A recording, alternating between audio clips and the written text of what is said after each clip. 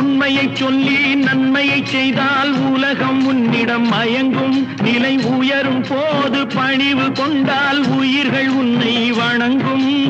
உண்மை என்பது அன்பாகும், பெரும் பணிவு என்பதும் பண்பாகும்.